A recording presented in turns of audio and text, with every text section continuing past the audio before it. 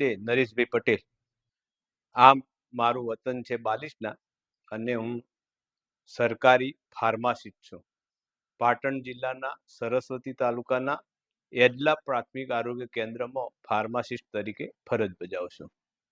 છેલ્લા 15 વર્ષથી આ તમાકુ વિનાશ છે એ અંતર્ગત આ વિષય લઈને હું ચાલુ છું. સમાજમાં ઘણી બધી બદીઓ છે, પણ આ વ્યસન એક એવું બદી છે કે એ પોતે મિત્ર ભાવે લઈને આવે છે અને દુશ્મનના રૂપે બહાર નીકાળે છે. એટલે કે તમાકુ મિત્ર બનીને આપણા શરીરમાં આવે છે અને દુશ્મનનું કામ કરી આપણને બરબાદીના પંથે લઈ જાય છે. આમ તો હું 15 વર્ષ પહેલા પોતે પણ તમાકુનો વ્યસની હતો, પણ એક દિવસ એવો આવ્યો કે આ તમાકુ ખરેખર નુકસાનકારક છે અને હું મારા ઓપીડીના સમયમાં ઘણા બધા દર્દીઓ આવતા હોય છે, એટલે મને એવું લાગ્યું કે આ તમાકુ ખાવી જોઈએ નહીં, અને એ દિવસથી મેં છોડી દીધું. તારીખ 20/2/2010 સાપરા ગામથી આ તમાકુ છોડી અને બીજા દિવસથી તમાકુ છોડાવવાનું શરૂ કર્યું. આજે 15 વર્ષથી આ કામ ચલાવું છું અને સ્કૂલ હોય, કોલેજ હોય, જાહેર મેળાવડા હોય, સ્નેહ મિલનો હોય, સમૂહ લગ્ન હોય કે કોઈ આવા નાના મોટા ફંક્શનો હોય, બધામાં મારો આ ડ્રેસ પહેરી અને સમાજમાં જાઉં છું. અને તમાકુ વિનાશ છે. તમાકુ તમારા માટે રાક્ષસ સમાન બનીને આવે છે. તમે જો છોડી દેશો તો કદાચ વૃદ્ધિ પામશો, જો ચાલુ રાખશો તો બરબાદ થશો. એ એક વિષય લઈ સમાજમાં ચાલુ છું.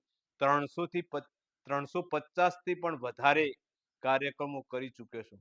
લાખો લોકોને ફેસ ટુ ફેસ મળી ચૂક્યો છું. હજારો લોકોને વ્યસન છોડાવી ચૂક્યો છું. દરરોજ મારા મોબાઈલમાં 5000 સોશિયલ મીડિયાના ગ્રુપ છે. એ 5000 વ્યક્તિઓને રોજે રોજ ફક્ત ને ફક્ત વ્યસન મુક્તિનો સંદેશ આપું. મારી કોલર ટ્યુન પણ વ્યસન મુક્તિની છે. મારો આ અનુસંધાને મેં 2013માં માગ્યું મોત નામનું પુસ્તક લખેલું. માગ્યું મોત એનો અર્થ એવો કર્યો છે, મેં આ નામ છે, એનો અર્થ એવો કર્યો છે કે આજનો યુવાન 10 રૂપિયાની ગુટકા કે મસાલો ખાવા જતો નથી, પણ પોતાનું મોત માગવા જાય છે. અને ખરેખર એ મોત જ માગે છે, કારણ કે ગુટકા, તમાકુ, મસાલા, સિગારેટ જે પણ વ્યસન છે એ બધું આપણા પોતાના માટે નુકસાન છે, આપણા પરિવાર માટે નુકસાન છે, આપણા રાષ્ટ્ર માટે નુકસાન છે. એટલે જ હું આખા સમાજમાં વિનંતી કરું છું કે જે પણ લોકો તમાકુનું સેવન કરતા હોય તો આજે જ છોડી દે. આમ તો ઘણા બધા એવું લોકો કહે છે કે સાહેબ તમાકુ તો સામાન્ય કહેવાય, પણ મારે એ લોકોને કહેવું છે તમાકુ સામાન્ય નથી, તમાકુ ભયંકર છે. કેમ કે ચપટી તમાકુ જે શરૂ કરે છે ને એ આગળ જતો મસાલા, સિગારેટ અને પછી એનાથી આગળ જતો એ દારૂના તરફ વળશે, અને એનાથી આગળ જતો આજનો યુવાન ડ્રગ્સના તરફ વળી જાય છે. અને એ ડ્રગ્સ તરફ જે વળે છે એ યુવાન પોતાની કારકિર્દી સમાપ્ત કરી દે છે. એટલે શરૂઆત ક્યાંથી થાય છે? તમાકુથી. એટલે તમાકુ જ ખરેખર જો ન હોય તો આપણે આગળ જઈ શકતા નથી. એટલે તમાકુ ખરેખર છોડવી જરૂરી છે. મારો એક સવાલ છે થેન્ક યુ. કે આદત તમામ લોકોને પડી હોય. સવાલ મારો એ છે કે ઘણા બધા મિત્રો કોઈ મસાલા અને પાન, બીડી, સિગારેટ ને ખાતા હોય, જે ખરેખર તમાકુ નથી ખાતા, પણ જોડે પેલો મસાલો ખાતો હોય એટલે ઘણા લોકોને એવું હોય કે કામ કરે કે 2 સોપારી આમ તમાકુ કાઢીને આપે, તો એ લોકો એવી રીતે 2 સોપારી ખાય છે, પછી એ લોકોને આદત પડે છે. તો ખરેખર એ 2 સોપારી ખાય છે અને જે ખવડાવે છે એ લોકો માટે કઈ સંદેશ કરો? ખરેખર એ જે 2 ટુકડા સોપારી ખવડાવવાળો જે વ્યક્તિ છે ને એ મિત્ર નથી. એ મિત્ર તરીકે એ મિત્રના પાસે માગે છે કે મને 2 ટુકડા આપ, પણ ખરેખર જો એ મિત્ર હોય તો ના પાડી શકે, ભાઈ મેં ચાલુ કર્યું છે, મને નુકસાન છે, તું આ ન કર. ખરેખર જો તું આજે 2 ટુકડા સોપારી ખાઈશ ને તો ભવિષ્યમાં તું એનો બંધાણી બની જાય. એટલે એ મિત્ર નહીં પણ દુશ્મન છે. બરાબર. સમાજની એક ટેવ છે કંઈક ને કંઈક બાબતમાં ક્રોસ કરવાની. ક્રોસમાં ઘણા લોકો એવું કહેતા હોય છે કે સો ચૂહા ખાકે બિલ્લી હચકો ચલી. તો આવા બધા શબ્દો તો એમનો કંઈ કહેવા માંગતો હતો. સો ચૂહા ખા કે બિસ્કલી હચકે ચલી એ દાખલો મારા ઉપર જ છે. મેં તમને આગળ પણ કીધું કે હું 15 વર્ષ પહેલા પોતે ગુટકા ખાતો હતો. ત્યારે મને થોડી ઘણી ધ્યાનમાં હતું જ, પણ હું ખાતો તો છોડી નતો શકતો. પણ મેં માનસિક રીતે એટલી તૈયારી કરી અને મારી એક ટ્રાન્સફર થઈ. એ ટ્રાન્સફર સાંપરા ગામે થઈ. એ સાંપરા ગામની વસ્તી જે હતી એ ઠાકોર સમાજની હતી. એ લોકો પણ વધારે વ્યસનમાં હતા અને મારા મગજમાં હતું કે વ્યસન ખરેખર ખરાબ છે. એ દિવસથી મને એવું લાગ્યું કે મેં છોડી દીધું. એટલે ત્યાંના સરપંચ બીડી પીતા હતા. એ સરપંચ મેં આગલા દિવસે છોડવાનું નક્કી કર્યું. બીજા દિવસે સરપંચને મળવાનું થયું આ અનુસંધાને. એટલે સરપંચે પણ બીડી પીતા હતા અને એ પણ 100 બીડી પીતા હતા.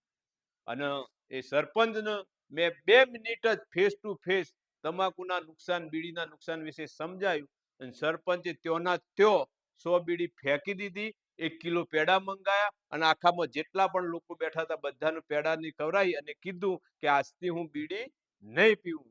અને ત્યારથી કરીને આજ સુધી મેં આ કાર્યક્રમ ચાલુ રાખ્યો છે અને આજે ખૂબ જ પૂર વેગમાં મારો કાર્યક્રમ ચાલે છે. એટલે જે કહે છે ને કે બિલ્લી હચકે ચલી, એ આ મારો જ દાખલો છે કે મેં ખાતો તો, મેં છોડી દીધી, પણ છોડી એ મને સમજણ પડી ને એના લીધે સમાજમાં જે જાગૃતિ લાવવાનું કામ છે એ હું મારા નમ્ર પ્રયાસ દ્વારા સમાજમાં આ કામ કરું છું. એક સવાલ છે. સોશિયલ મીડિયાનો જમાનો છે. ઇન્સ્ટાગ્રામ, ટ્વિટર, ફેસબુક આ બધાનો જમાનો છે. લોકોના ફિલ્મ સ્ટારોની એક્ટિંગ અને આ બધી કરવાની બહુ આદત છે.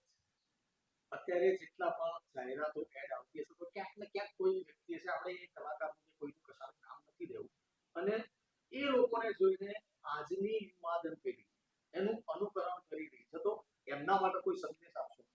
ખૂબ સરસ સવાલ કર્યો. આજનો જે આમ તો પહેલાના જમાનામાં ફિલ્મ જ્યારે ચાલુ થતી ને ત્યારે તમાકુની એડ આવતી હતી, સિગારેટની એડ આવતી. આજે સરકારે એના ઉપર બેન મૂક્યો છે. પણ આજની જે આ તમાકુની કંપનીઓ છે ને એ ખરેખર એમાંથી પણ ચોરી અને ખાલી પાન મસાલાની એડ આપે છે અને એમાં આપણા ફિલ્મ સ્ટારો એનો એડવર્ટાઇઝિંગ કરે છે. પણ મારે જે લોકો આ પાન મસાલા દ્વારા ગુટકા તમાકુ ખાય છે એમને કહેવું છે કે તમારો અસલી હીરો કોણ? એ પ્રચાર કરે છે એ કે તમારા પપ્પા કે તમારા દાદા? જો તમે અસલી હીરો માનતા હો તો તમારા પપ્પા જ છે ને તમારા, કારણ કે એ તમારી ચિંતા કરવાની. આજની યુવા પેઢીને મારે એ જ કહેવું છે કે આપણો હીરો કોણ હોઈ શકે? આપણા પપ્પા હોઈ શકે, આપણા દાદા હોઈ શકે, કોઈ સારા સંત હોઈ શકે, કોઈ સારા વિદ્વાન કહી શકે ને કે ડોક્ટર, પ્રોફેસર, એ બધા આપણી એમ્બેસેડર થઈ શકે, આપણા હીરો થઈ શકે, નહીં કે આજના ફિલ્મ સ્ટાર.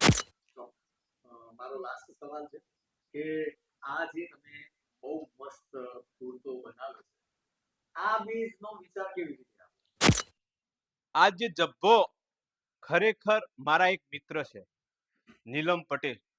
એ શિક્ષક છે અને એમને શિક્ષણની જ્યોત જલાવવા માટે કોરોના કાળમાં જબ્બા દ્વારા દરેકને મેસેજ આપવા માટે એમને જબ્બો પહેરી અને ઘરે ઘરે કોરોના કાળમાં સ્કૂલો ચાલતી નથી ત્યારે શેરીએ જઈ અને એ આ જબ્બા દ્વારા શિક્ષણ આપતા હતા. અને એમની પ્રેરણાથી મને પણ જબ્બો આ વ્યસન મુક્તિનો બનાવવાનો વિચાર આવ્યો અને એમને જ મારો જબ્બો બનાવી આપ્યો છે. અને આ મારો જબ્બો એટલા માટે મેં પણ બનાવ્યો કે કોઈ પણ જગ્યાએ જઈએ તો આપણી જબ્બો બોલે છે, હું નથી બોલતો, જબ્બો બોલે. ગમે ત્યારે જ્યાં પણ ઉભા હોઈએ ને તો આપણી એક અલગ ઇમેજ ઊભી થાય. એટલે એ ઇમેજના કારણે સમાજમાં અલગ મેસેજ વ્યસન મુક્તિનો જાય છે.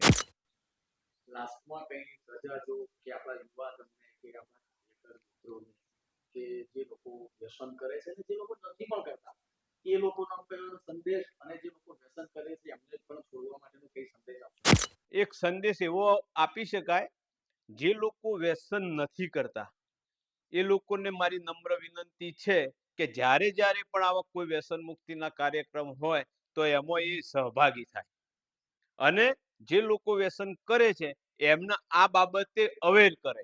કારણ બને છે એવું કે ઘણીવાર હું કોઈ કાર્યક્રમમાં જઉં, કોઈએ જાહેર કાર્યક્રમ ગામમાં આયોજન કર્યું હોય, તો ઘણીવાર એવું બને કે વ્યસન મુક્ત જે લોકો છે વ્યસન કરતા, એ લોકો એવું વિચારે છે કે આ આપણો કાર્યક્રમ નથી, એટલે આ દૂર ભાગે. અને વ્યસન નથી કરતા એ લોકો એવું વિચારે આપણે ક્યાં વ્યસન કરીએ, એટલે આપણે જવાની જરૂર નથી. એટલે ઘણીવાર અમારે એવું પણ બન્યું છે કે આયોજક હોય અને હું હોઉં. એટલે કાર્યક્રમ આવું થાય. એટલે મારે બંનેને એવું કહેવું છે કે જે પણ વ્યક્તિ વ્યસન કરે છે તે, અને જે પણ વ્યક્તિ વ્યસન નથી કરતી એ, બંને જો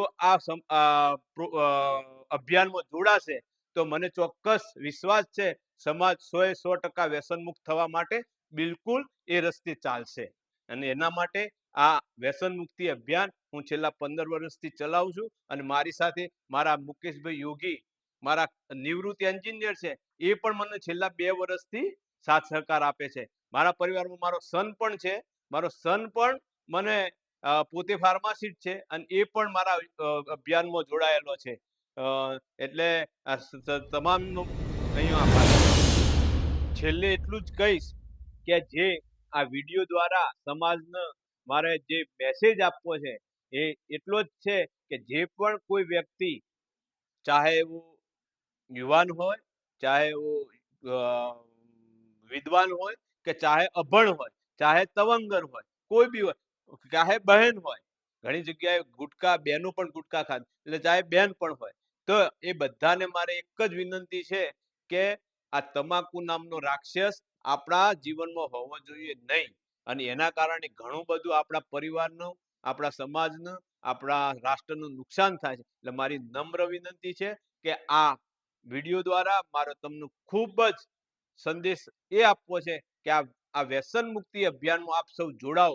આપ જો વ્યસન કરતા હોય તો આજથી જ નક્કી કરજો અને વ્યસન છોડી દેજો. અને જો વ્યસન નથી કરતા તો તમે આ વિડીયોને વધુને વધુ લોકો સુધી શેર કરજો, લાઈક કરજો, સબસ્ક્રાઇબ કરશો, એવી મારી નમ્ર વિનંતી છે. નરેશના નમસ્કાર.